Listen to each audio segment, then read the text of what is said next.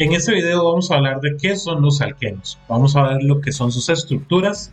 También vamos a aprender los pasos para realizar su nomenclatura adecuadamente y todo que nos sirva como herramientas para poder dibujarlos.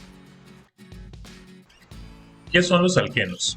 Los alquenos van a ser todos aquellos compuestos orgánicos donde se da la presencia de enlaces dobles carbono-carbono y que comúnmente se les llama olefinas. Entonces podemos ver que esto aquí se caracteriza por eso. Tenemos un carbono, un enlace doble a otro carbono y pueden tener otro tipo de enlaces en los demás extremos. Este tipo de compuestos están presentes en un número muy amplio de sustancias orgánicas. Uno de ellos, por ejemplo, es el beta-caroteno, que lo encontramos en la zanahoria. Si recordamos las estructuras de esqueleto, esta sería una estructura básica de un alqueno, donde tenemos que el enlace doble tiene una estereoquímica similar a los alcanos, donde los enlaces los podemos dibujar en esta forma alternada como montañita. Acá podemos ver algunos compuestos que son alquenos, o sea, cuentan con un enlace doble en su estructura. Vemos el etileno, el alfa-pineno y vemos el beta-caroteno, que es una estructura bastante compleja y grande que cuenta con muchos enlaces dobles. El grado de insaturación es algo que nos permite a nosotros determinar cuántos enlaces dobles tenemos en una molécula, ya que los alquenos van a poseer una menor cantidad de hidrógenos que los alcanos. Entonces la fórmula general de un alqueno es de CnH2n. Esto es lo que nos va a representar un alqueno. Si recordamos en el caso de los alcanos cuentan con una fórmula general que es CnH2n más 2. Entonces ahí podemos ver esa diferencia entre la cantidad de hidrógenos que tiene una molécula versus la otra. Vean la fórmula, en los alcanos hay un más 2 para completar la cantidad de hidrógenos. Ahí podemos ver algunos de los ejemplos. Tenemos el etileno y tenemos el etano. En ambos casos son compuestos de carbono que tienen dos carbonos y lo que varía es la cantidad de hidrógenos. Vean que en el caso del etileno es C2, entonces N es 2, entonces hacer 2 por 2 es 4, entonces por eso vemos que es un C2H4. Entonces ahí se nos cumple la relación de la fórmula de los alquenos. En el caso de los alcanos, y aquí en este que tenemos que es el etano, es igual de 2 carbonos, entonces nuestro N sigue siendo 2. Si hacemos 2 por 2 sería 4, más esos 2, ahí nos va a dar 6. Entonces esa es la primera comprobación para sacar los diferentes grados de insaturación.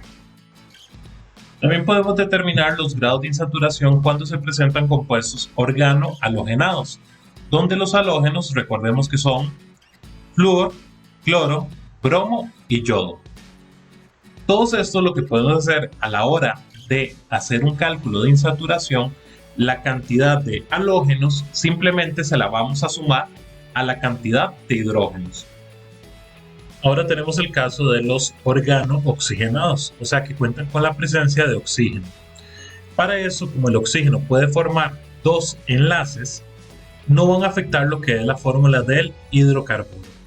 Eso quiere decir que a la hora de hacer los cálculos lo podemos omitir. Entonces no se toma en cuenta, nada más son los carbonos y los hidrógenos. Si tomamos en cuenta la fórmula general de los alquenos, que era CnH2n, y tomamos para este ejemplo que tenemos, si son 5 carbonos, deberían de ser 10 hidrógenos. Entonces, y en este tenemos que son 8. Entonces a la hora de hacer 10 menos 8 nos va a dar 2. De ahí podemos ver que esta molécula tiene 2 insaturaciones. En el caso de los compuestos órgano-nitrogenados, o sea que cuentan con la presencia del nitrógeno, el cual puede hacer 3 enlaces, en este caso lo que se debe hacer es que se resta el número de nitrógenos al número de hidrógenos. Y de esa forma podríamos obtener lo que sería la fórmula general y determinar los grados de insaturación. Ahora vamos a hablar de los pasos de nomenclatura para los alquenos. El primer paso es nombrar al hidrocarburo principal. Para ello debemos encontrar cuál es la cadena más larga en la molécula que nos están dando. Eso sí, tenemos que tener presente que la cadena más larga debe contener al enlace doble. Y cuando ya tenemos el nombre o la cantidad de carbonos en la cadena más larga, A la hora de poner el nombre se cambia la terminación ano del alcano por eno. Aquí podemos ver dos casos o dos ejemplos donde si hacemos un conteo en una dirección u otra nos da una cantidad de carbonos diferente. Vean que esta primera, si contamos en esta dirección, nos da 6 carbonos. Sería bastante largo, pero estamos dejando por fuera el enlace doble. Al numerarlo de esta otra forma, esta que está en color rosado, vean que ahí nos da 5. Entonces, por más de que la que está en verde es más grande, el nombre correcto va a ser el del penteno, porque esa contiene al enlace doble. Como paso 2, lo que tenemos es numerar los átomos de carbono en la cadena. Una vez que ya hemos seleccionado cuál va a ser nuestra cadena principal, debemos empezar a numerar los átomos de carbono. Y siempre se tiene que dar la menor cantidad o el menor número posible a los enlaces dobles. En este ejemplo tenemos una numeración donde el enlace doble nos quedaría en 4, mientras que la otra nos quedan 2. Entonces hay 2 versus 4. La numeración correcta va a ser la del menor número, en este caso es la del 2. Si lo hacemos para la otra molécula, vean que si numeramos de derecha a izquierda, nos va a quedar en posición 3. Y si comparamos con la numeración que está en rosado, también está en la misma posición. En este caso tenemos que está 3 versus 3, o sea, en cualquiera de las dos direcciones es el mismo número. Ahora lo que va a ser el factor decisivo es la presencia de los sustituyentes. En este caso, vemos que en la numeración rosada, ese sustituyente nos queda en la posición 2. En cambio, en la numeración de derecha a izquierda nos queda en posición 5. Por eso, este nos va a terminar de afirmar cuál es la numeración adecuada. En este paso ya lo que tenemos que hacer es nombrar todo el compuesto como una sola palabra, donde debemos de listar primero los sustituyentes, siempre tomando en cuenta lo que es el orden alfabético. Y debemos recordar las reglas que vemos para los alcanos, que hay que poner siempre el localizador, o sea el número, donde está el sustituyente, y después se pone el número o el localizador donde se encuentra el enlace doble o enlaces dobles. Ahí si tenemos un caso donde la molécula tiene 2 o 3 enlaces dobles, ahí tenemos que agregar el prefijo a la terminación eno, que en este caso sería como dieno, trieno, tetraeno, etc. Por ejemplo, tomemos en consideración este. Vemos que en el 2 hay un metil, ponemos 2-metil, guión y tiene 2 enlaces dobles. Entonces ahí ponemos guión 1,3 guión y seguiría el nombre de la cadena principal. En este caso es 4, sabemos que viene de butano. Si hubiese tenido un único enlace doble, ahí el nombre simplemente se termina la terminación, se quita la terminación ano y ponemos eno. Entonces un enlace doble hubiese sido buteno. Pero al aparecer 2 enlaces dobles, ya debemos agregar el prefijo di. Vean que por eso decía 1,3.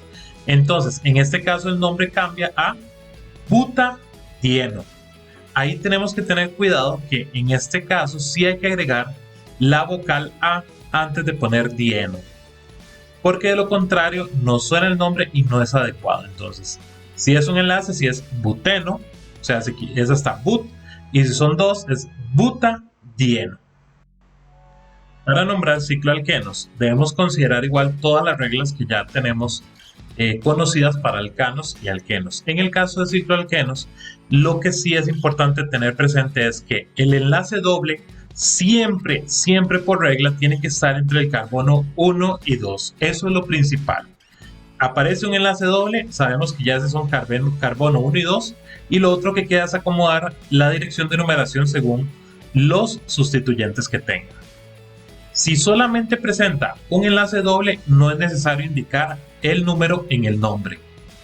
Pero si ya tenemos más de un enlace doble, sí es necesario hacer la indicación en cuáles puntos son donde se encuentran esos enlaces dobles.